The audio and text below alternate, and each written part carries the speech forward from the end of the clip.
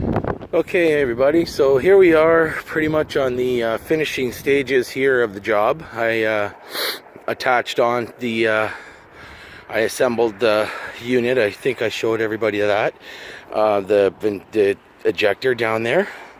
So you know, I put the I went with brass barbs. The reason why I went with brass is because they didn't have any of the stainless ones. So I chose to use the brass ones instead of the plastic, which was my other option. It worked out pretty good because you know, the brass, it's pretty good as far as corrosion goes, so it doesn't really corrode that easily in this kind of water. When I was putting the ejector, when I was hooking up these poly pipe to the snowplow going by there. Yeah, it's pretty snowy weather around here. It's Port Bolster. We love it. Probably snowed 6 inches overnight. Anyways, yeah, so I heated up the poly pipe nicely with the what do you call it, with the torch, so that when it goes over top of the barb, and make sure you put the clamps on first, and then you snug them up, and then you warm it up, and then it'll kind of press right onto the barb, and it makes for a really good seal. And then what I did is I warmed it up a little bit more when the clamps were already on, and I gave the clamps an extra little tightening, so kind of like warm plastic pressing down, so makes for a really good seal. And then I just started feeding it down, and I came across the ejector was binding on that Pitless. So basically you just got to maneuver, you know, and turn the pipe. Oh, by the way, I put a whole bunch of duct tape on this poly pipe.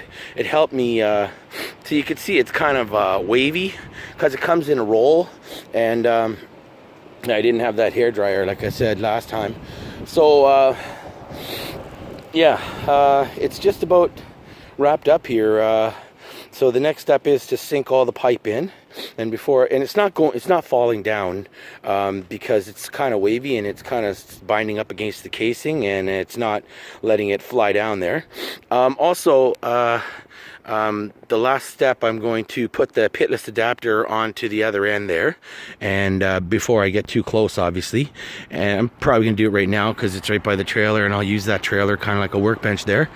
And again, I'm gonna warm those things up. I'll push them on real good so the Pitless will be, you know, and then tighten up those clamps and warm them up a little bit more and give it a last little crank, send the rest of it down, and then before the Pitless goes in, I'm going to put that silicone paste I mentioned on the O-rings, and I'm going to lubricate the housing, so like the sliding part that slides into the other end down there in the well. And we're going to be hopefully going to the town watering hole to get a whole bunch of buckets of water and start priming that pump.